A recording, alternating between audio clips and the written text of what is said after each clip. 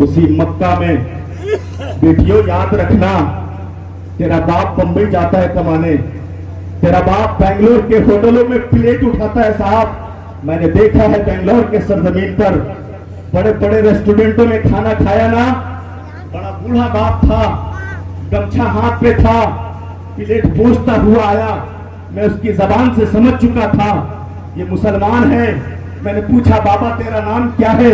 कहने लगा मौलवी साहब मेरा नाम अब्दुल करीम है, मैं यही काम करता हूँ, प्लेटें धोता हूँ, मेरी सैलरी 9,000 है। मैंने कहा बाबा तेरे बच्चे तो जवान होंगे, तेरा बेटा तो जवान होगा, क्यों नहीं घर चला जाता? कहने लगा मेरा बेटा भी 12 साल का है, मेरे ही साथ इसी होटल में वेटर का काम करता है। मैंने कहा आप अपना शहर छोड़ करके क्यों आए बाबा? तो कहने लगा मेरी 4 बेटियां हैं, ये जमाने का दस्तूर है, ये जमाने पैसे के लालच के दहेज पर सवार होकर के एक गरीब बाप के कलेजे को निचोड़कर उसके खून को चूस लिया जाता है। इसी मजबूरी में मैं शहर बेंगलोर में होटल में काम करता हूँ। साहब याद रखना आपकी भी बेटी होगी, याद रखो जिसकी 4 साल की बेटी होती है ना, याद रखो धूप में तुम जाकर के इसी शहर में काम करते हो, दिन भर धूप के वसाए में चलते हो, मगर याद रखो जब शाम को थका हारा बाप घर लौट करके आता है ना, जब एक बार वो 4 साल की बेटी बाबा कह के पुकार देती है तो बाप अपना थकान भूल जाता है। जो माँ कोने में रख के रो रही थी, पेट के दर्द से कर्रा रही थी, वो 5 साल की बेटी जब दामन पकड़ करके मुस्कुरा कर माँ कह देती है तो माँ अपने आंसू को पोंछकर उसे कलेजे से लगा लेती है। बेटियों तेरा भी किरदार यही था, तुझे भी अपने आरी को छोड़ना चाहिए था, तुझे भी मोबाइल को दिल न लगाना चाहिए था। तेरी इज्जत और आबरू तेरे दहलीज में है। तुम्हें एक याद रखो, जो भाई बंबई में रहकर सारी रात जागता है तो सिर्फ इसलिए जागता है मेरी बहन की हिफाजत तहफ्फुज, उसका घर उसकी जीनत है। कभी कोई भाई अपने बहन को दरवाजे पे नहीं खड़ा करता साहब, कोई बाप अपने बेटी को दरवाजे पे नहीं खड़ा करता साहब। माँ बूढ़ी हो गई है, उम्र 50 साल है, सुबह का फजर के बाद अजान होने के बाद बेटी तो बिस्तर पे रहती है, वो बूढ़ी माँ झाड़ू लेके निकलती है और दरवाजे पे झाड़ू लगाती है। मैंने पूछा था ए ताई ये तो बता तू झाड़ू लेकर के क्यों आई?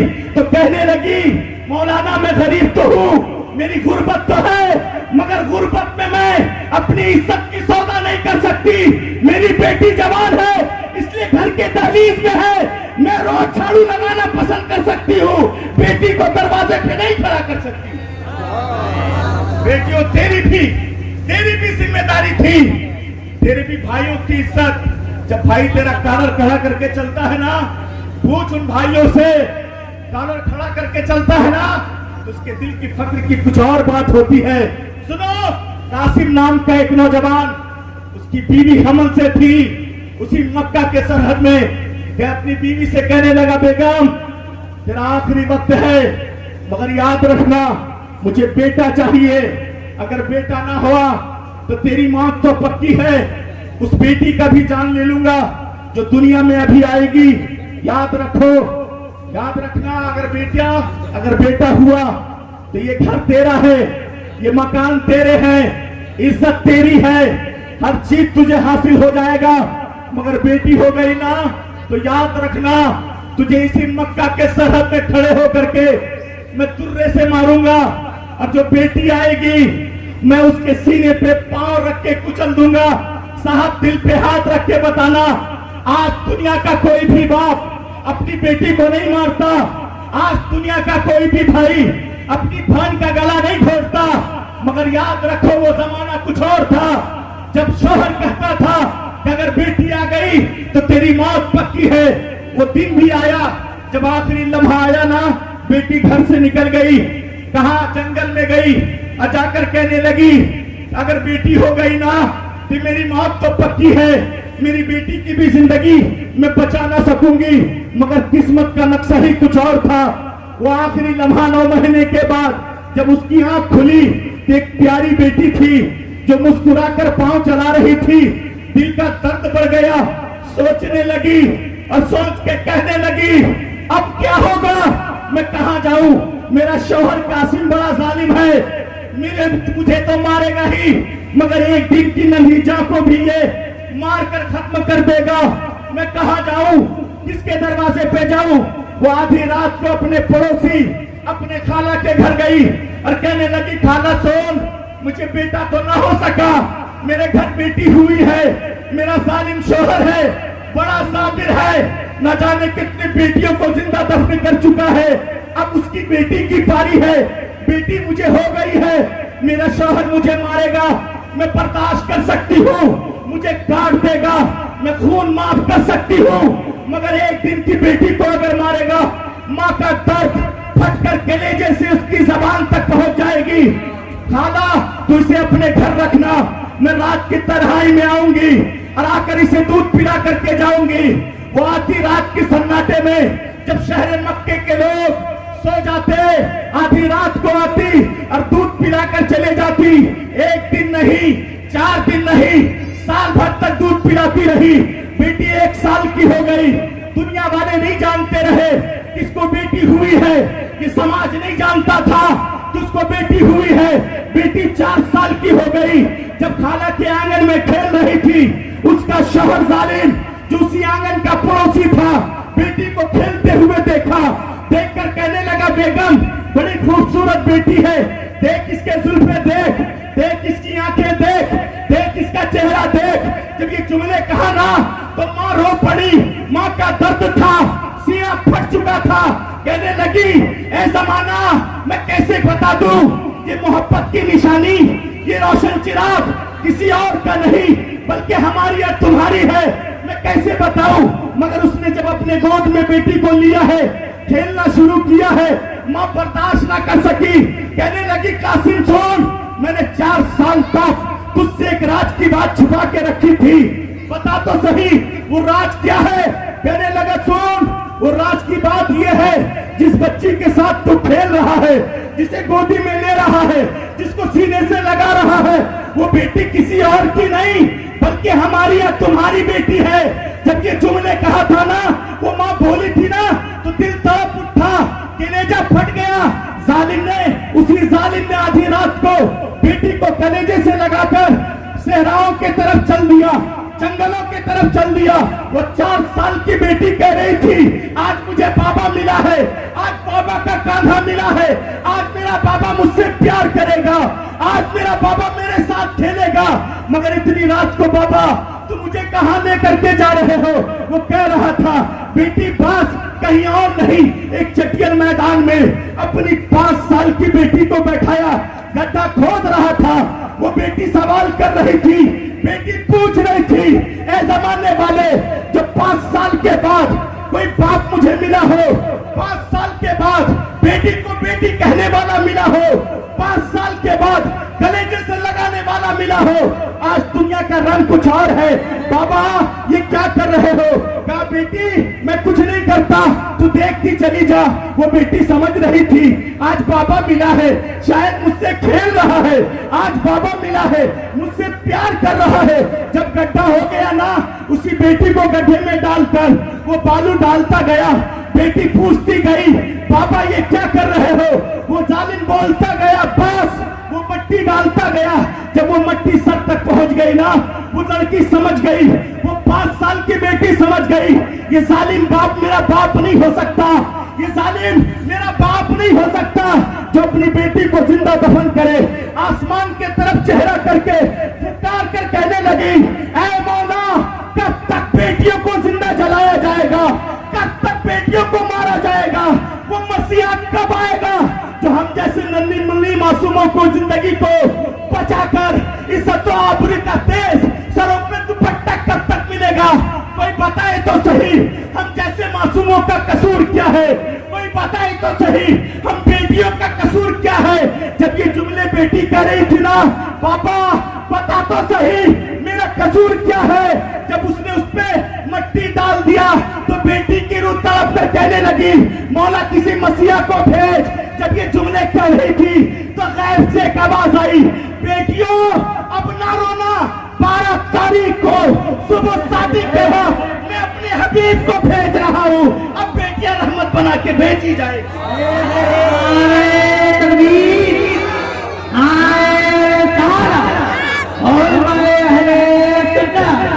सरकार किया सरकार किया दिलदार किया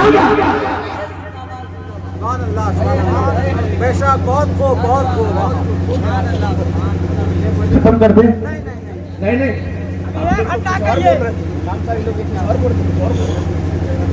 चीयर दे नहीं, खड़े खड़े अब जवान है। चाचा सुने, अब आखिरी बात सुने, जब आप दावत देंगे ना तो फिर 2 घंटा बोल करके जाऊंगा और सारी मजलिस को रुला करके जाऊंगा। याद रखें, ये इन्हें देखें आप, मैं मदरसे के बच्चों का बड़ा एहतराम करता हूँ। यकीन ना हो तो कभी आना मेरे इलाके में, मैं मदरसों के बच्चे का जो वो बाथरूम होता है ना, मैं खुद से साफ करता हूँ। अल्लाह इन सबों को, क्योंकि आने वाले कौम के ये मुसल्लों को आबाद करने वाली ये जाते, अल्लाह सबों को मदीना शरीफ की हाजिरी नसीब फरमाए। याद रखना, सुने, आज दुनिया बोलती है कि मदरसे से क्या मिलता है, दुनिया उंगली उठाती है कि बता तो सही ये मदरसे से क्या हासिल है। सुनो, मैं बताता हूं इन मदरसों से क्या मिलता है। आओ हजरत बायजीद के बारगाह में। कौन बायजीद? कहते हैं ना, हजरत बायजीद की माँ, हजरत बायजीद 7 साल के थे, माँ की ख्वाहिश थी मेरा बेटा आलिम दीन बने, हाफिज कुरान बने, मेरा बेटा मुफ्ती बने, मेरा बेटा आलिम बने, कौम का अच्छा लीडर बने। मगर वो हजरत बायजीद यतीम थे, बाप बचपन में इंतकाल कर गया था।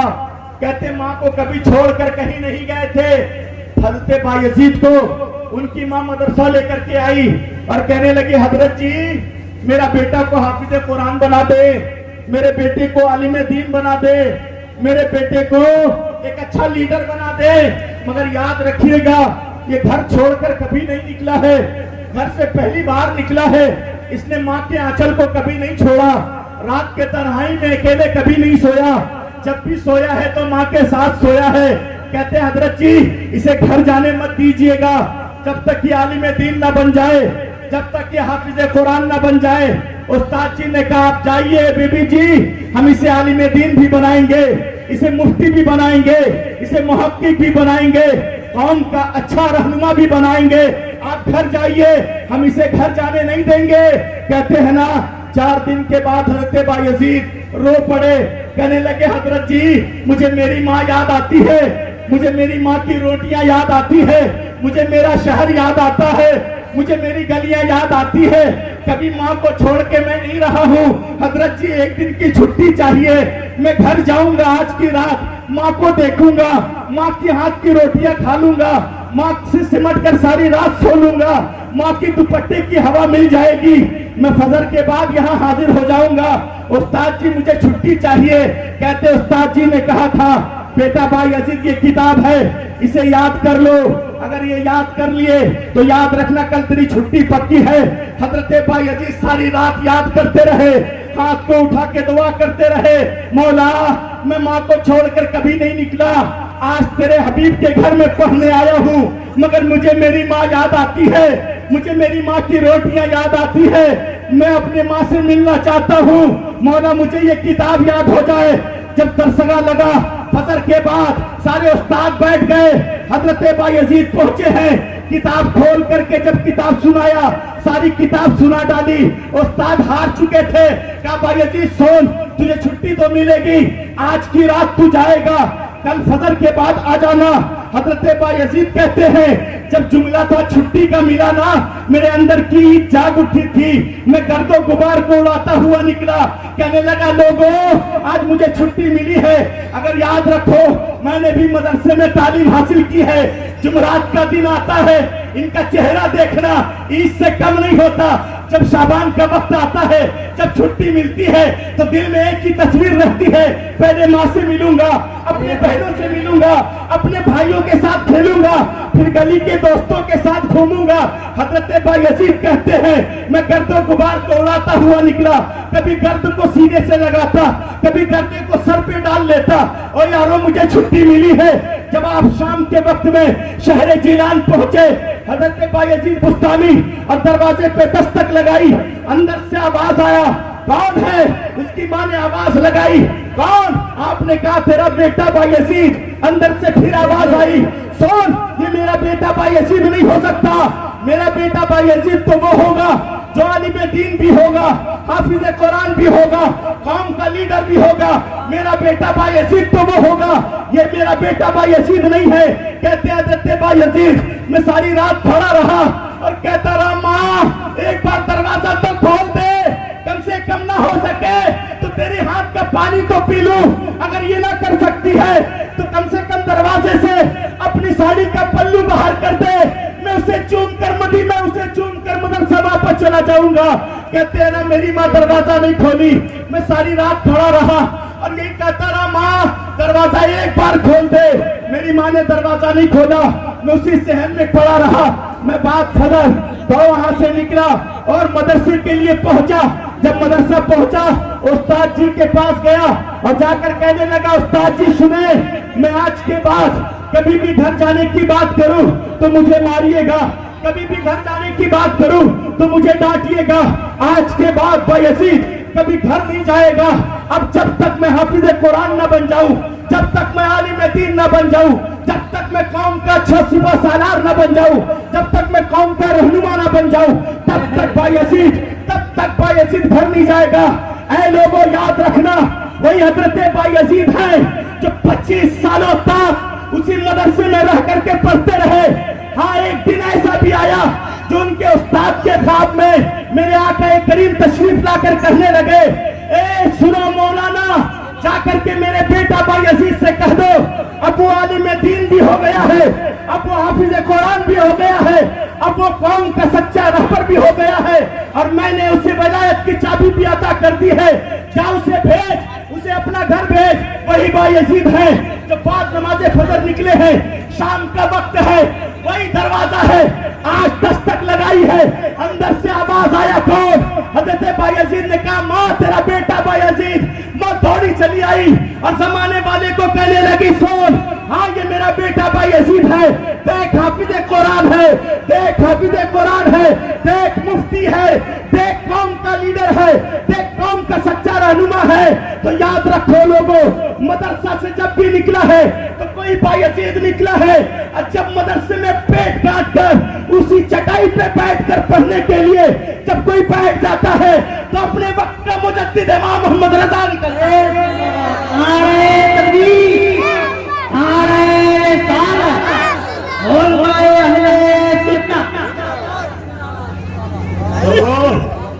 मदरसे को हल्के में ना लेना, ये मदरसा है।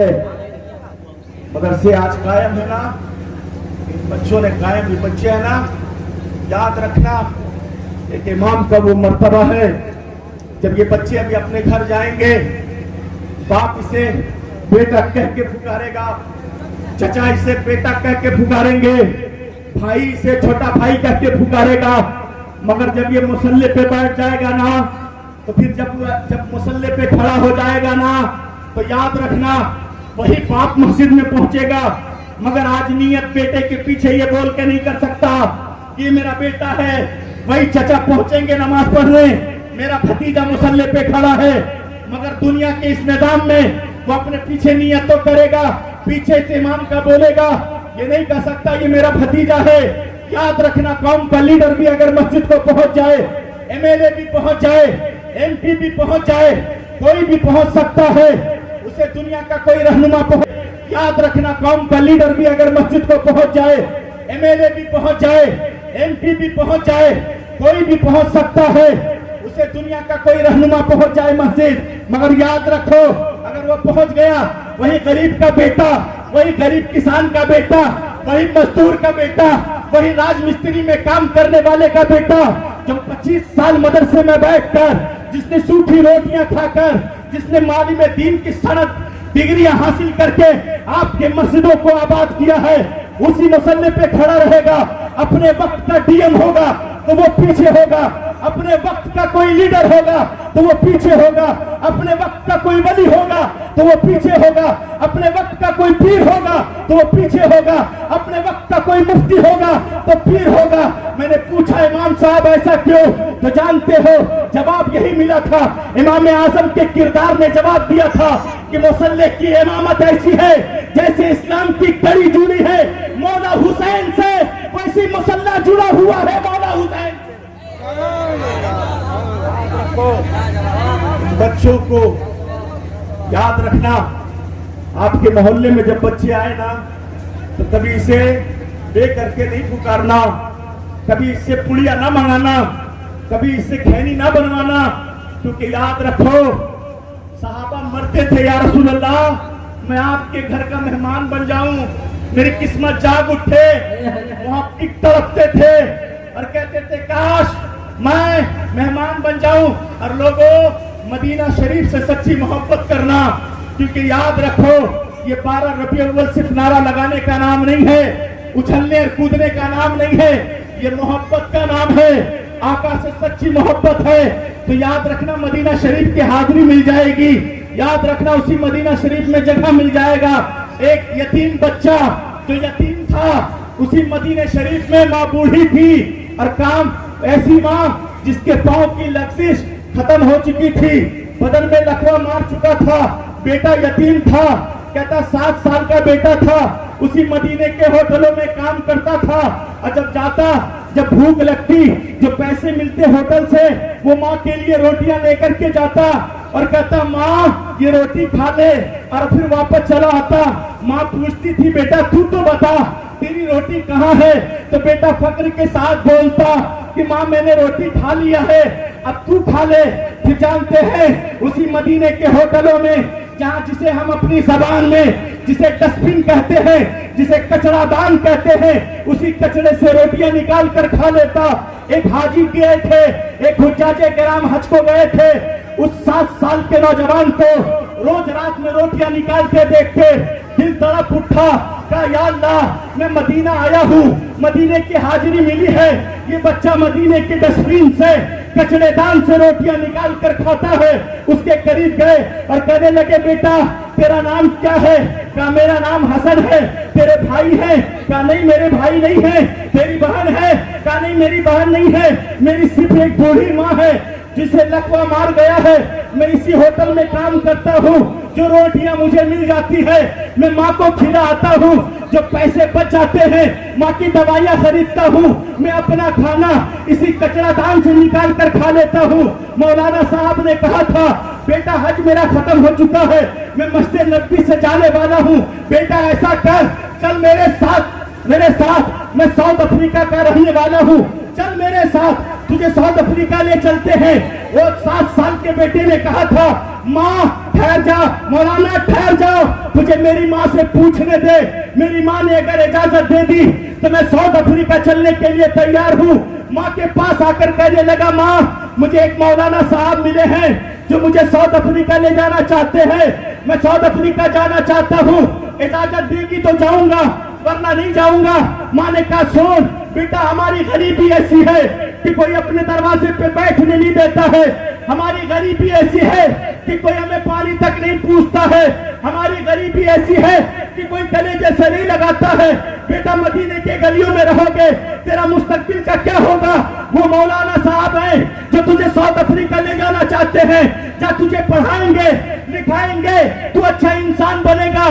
कहते जा तुझे मैंने इजाजत दे दी।